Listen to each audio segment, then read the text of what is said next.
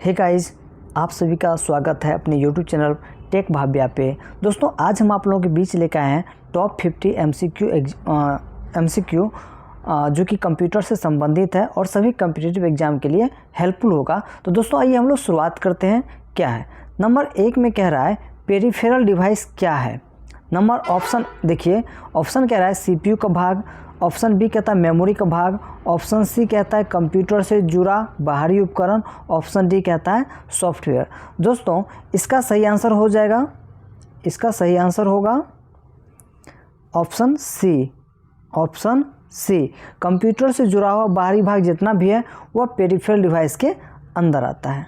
चलिए next question देखते हैं। नेक्स्ट क्वेश्चन कहता है निम्न में से कौन सा इनपुट डिवाइस है। निम्न में से कौन सा इनपुट डिवाइस है। ऑप्शन ए कहता है मॉनिटर, ऑप्शन बी कहता है प्रिंटर, ऑप्शन सी कहता है कीबोर्ड, ऑप्शन डी कहता है स्पीकर। हम जानते हैं दोस्तों कि मॉनिटर क्या है, एक आउटपुट डिवाइस है, प्रिंटर क्या है आपका एक आउटपुट डिवाइस है, और स्पीकर भी क्या है आउटपुट डिवाइस है। और आंसर कह रहा है कि निम्न में से कौन सा इनपुट डिवाइस है, कौन सा इनपुट डिवाइस है। तो इनका सही आंसर हो जाएगा क्या, कीबोर्ड। कीबोर्ड क्या है, एक इनपुट डिवाइस। इसका सही आंसर क्या हो जाएगा, कीबोर्ड। चलिए नेक्स्ट क्वेश्चन कह रहा है कि माउस किस प्रकार का पेरिफेरल डिवाइस है। माउस किस प्रकार का पेरिफेरल डिवाइस है। ऑप्शन ए कहता है input, option B output, option C storage, option D processing. तो दोस्तों याद रखिएगा कि माउस जो है क्या है, एक इनपुट डिवाइस है। माउस क्या है, इनपुट डिवाइस है। नेक्स्ट क्वेश्चन कहता है प्रिंटर किस श्रेणी का पेरिफेरल डिवाइस है। प्रिंटर किस श्रेणी का पेरिफेरल डिवाइस है। तो प्रिंटर क्या है, एक आउटपुट डिवाइस है। प्रिंटर क्या है, आउटपुट डिवाइस। सही आंसर क्या हो जाएगा, आउटपुट।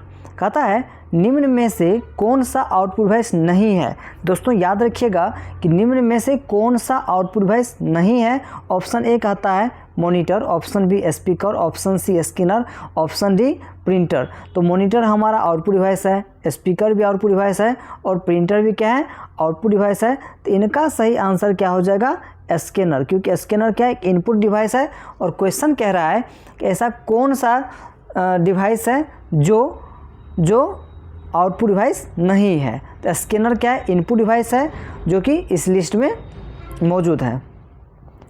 नेक्स्ट क्वेश्चन कह रहा है निम्न में से कौन सा स्टोरेज पेरिफेरल है। निम्न में से कौन सा स्टोरेज पेरिफेरल है।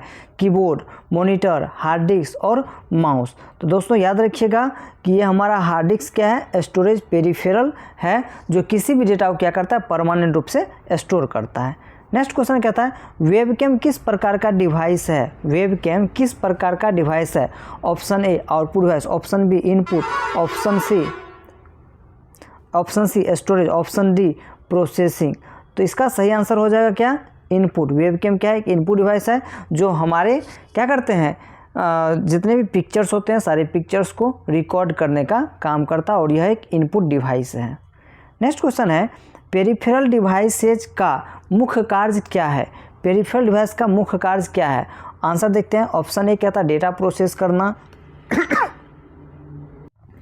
ऑप्शन बी कहता है कंप्यूटर को स्टार्ट करना, ऑप्शन सी कहता है इनपुट देना और आउटपुट लेना, ऑप्शन डी कहता है OS इंस्टॉल करना। तो दोस्तों याद रखिएगा इसका सिर्फ और सिर्फ काम क्या है, इनपुट देना और आउटपुट लेना। पेरिफेरल डिवाइस का मेन वर्क है। नेक्स्ट क्वेश्चन है कंप्यूटर का जनक किसे कहा गया। ये तो हम लोग जान ही रहे हैं, कंप्यूटर का जनक चार्ल्स बेबेज को माना गया है। नेक्स्ट क्वेश्चन देखते हैं कंप्यूटर का दिमाग किसे कहा गया है। कंप्यूटर का दिमाग किसे कहा गया है। दोस्तों याद रखिएगा CPU को कंप्यूटर सिस्टम का मस्तिष्क कहा गया है, और इसका फुल फॉर्म होता है central processing unit, and it is the brain of our computer system. Next question कहता है कि कंप्यूटर में डेटा किस रूप में होता है। कंप्यूटर में डेटा किस रूप में होता है। तो याद रखिएगा कंप्यूटर में डेटा किस फॉर्म होता है, बाइनरी फॉर्म में, जो कि बाइनरी क्या होता है, 0 और 1। 0 और 1 को हम लोग क्या कहते हैं, बाइनरी डिजिट कहते हैं। 0 का मतलब फॉल्स होता है, 1 का मतलब ट्रू होता है।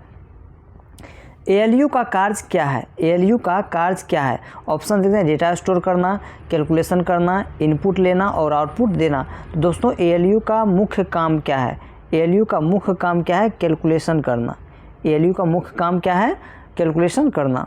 कहता है रैम जो है किस प्रकार की मेमोरी है, रैम किस प्रकार की मेमोरी है, परमानेंट, टेम्प्रोरी, सेकेंडरी और ऑप्टिकल। तो याद रखिएगा रैम जो है क्या है, टेम्प्रोरी मेमोरी है, रैम क्या है, टेम्प्रोरी मेमोरी है।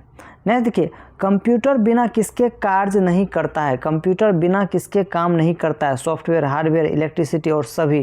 तो दोस्तों याद रखिएगा कंप्यूटर जो है इसका सही आंसर क्या हो जाएगा, डी हो जाएगा, क्योंकि सॉफ्टवेयर का भी होना ज़रूरी है कंप्यूटर में, हार्डवेयर का भी होना ज़रूरी है और इलेक्ट्रिसिटी का भी होना ज़रूरी है।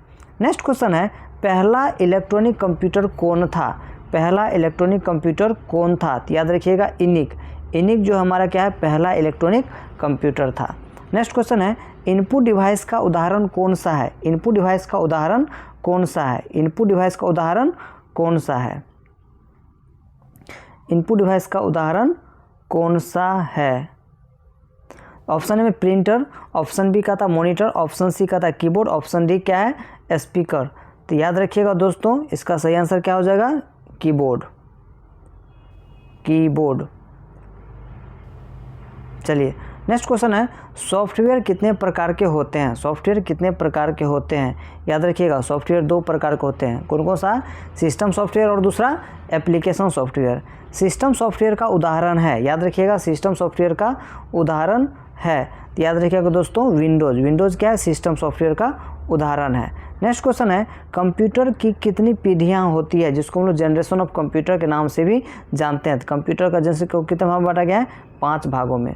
नेक्स्ट क्वेश्चन है, प्रथम पीढ़ी मतलब फर्स्ट जनरेशन के कंप्यूटर किस पर आधारित थे। दोस्तों याद रखिएगा ये हमारे वैक्यूम ट्यूब पे आधारित थे, vacuum tube. Second generation computer किस पर आधारित थे, सेकेंड जनरेशन किस पे आधारित थे, सेकेंड किस पे था, ट्रांजिस्टर पे। याद रखिएगा दोस्तों सेकेंड किस पे था, ट्रांजिस्टर पे। नेक्स्ट कहता है, थर्ड जनरेशन कंप्यूटर में किस तकनीक का प्रयोग हुआ, थर्ड जनरेशन कंप्यूटर में किसका प्रयोग किया, किस तकनीक का प्रयोग किया गया, आईसी, जिसका फुल फॉर्म था इंटीग्रेटेड सर्किट। नेक्स्ट क्वेश्चन है, फोर्थ जनरेशन कंप्यूटर किस पर आधारित है, फोर्थ जनरेशन किस पे है, माइक्रो प्रोसेसर। दोस्तों याद रखिएगा माइक्रो प्रोसेसर। नेक्स्ट क्वेश्चन है, फिफ्थ जनरेशन कंप्यूटर किस पर आधारित माने जाते हैं। Option A micro processor, option B IC, option C artificial intelligence और ऑप्शन डी वैक्यूम ट्यूब। दोस्तों याद होना चाहिए कि फिफ्थ जनरेशन किस पे था, आर्टिफिशियल इंटेलिजेंस, मतलब ऑप्शन सी इसका सही आंसर होगा। नेक्स्ट क्वेश्चन है, ट्रांजिस्टर का उपयोग किस पीढ़ी में हुआ, ट्रांजिस्टर का उपयोग किस पीढ़ी में। पहला पीढ़ी में क्या था, वैक्यूम ट्यूब, दूसरा में क्या था, ट्रांजिस्टर, और तीसरा क्या था, आईसी, चौथा माइक्रो प्रोसेसर, पांचवा एआई। तो दोस्तों याद रखिएगा क्या हो जाएगा, सेकंड। नेक्स्ट क्वेश्चन है, आईसी का पूरा नाम क्या है। दोस्तों याद रखिएगा इंटीग्रेटेड सर्किट, इंटीग्रेटेड सर्किट, इसका सही आंसर हो जाएगा ऑप्शन बी। नेक्स्ट है, कंप्यूटर की पीढ़ियों का सही क्रम कौन सा है। तो पहला वैक्यूम ट्यूब था, दूसरा ट्रांजिस्टर, तीसरा आईसी, चौथा माइक्रो प्रोसेसर और पांचवा एआई। इसका सही आंसर हो जाएगा ए, इसका सही आंसर क्या हो जाएगा, ए। चलिए नेक्स्ट क्वेश्चन है, स्टोरेज डिवाइस क्या है, स्टोरेज डिवाइस क्या है। इनपुट देने वाला उपकरण, आउटपुट देने वाला उपकरण, डाटा संग्रह करने वाला उपकरण और चौथा प्रोसेसिंग करने वाला उपकरण। तो दोस्तों याद रखिएगा डाटा संग्रह करने वाला उपकरण। नेक्स्ट क्वेश्चन है, निम्न में से कौन सा प्राइमरी स्टोरेज है, प्राइमरी स्टोरेज। दोस्तों याद रखिएगा रैम, रैम क्या आपका प्राइमरी स्टोरेज है।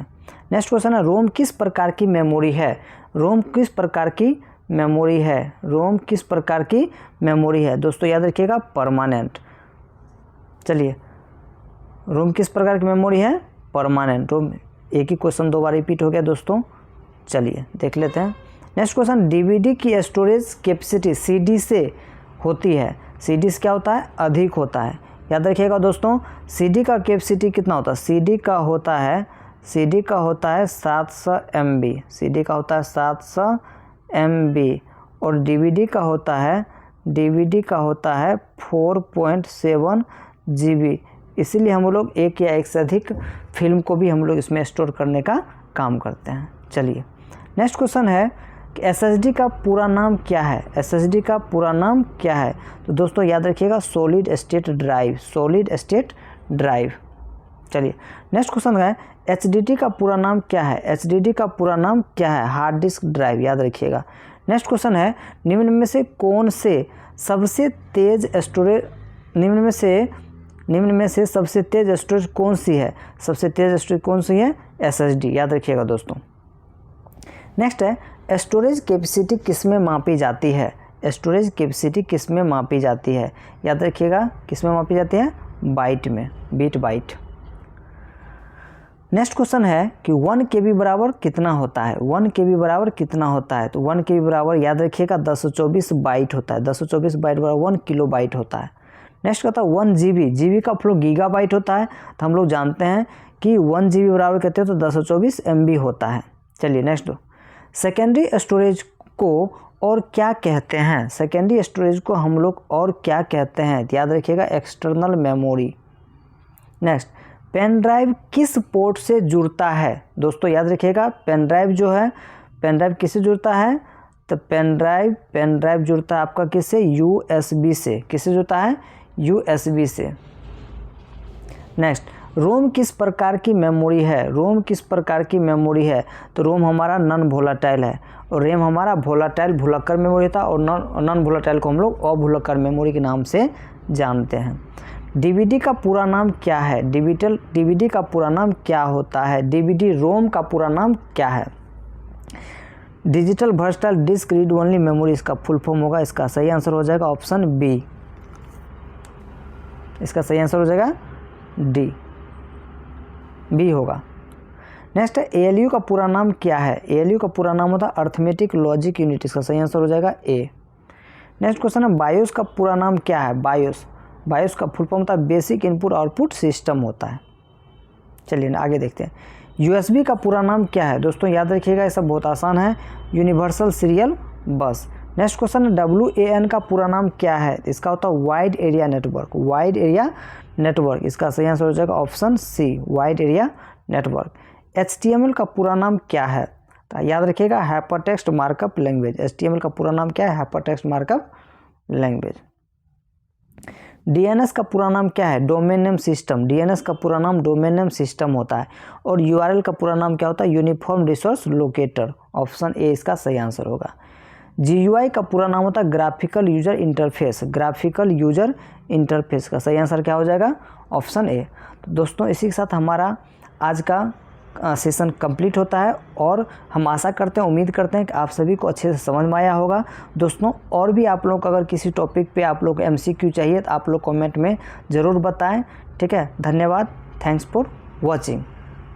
Okay, bye bye, see you. मिलते हैं आप लोगों से नेक्स्ट वीडियो में।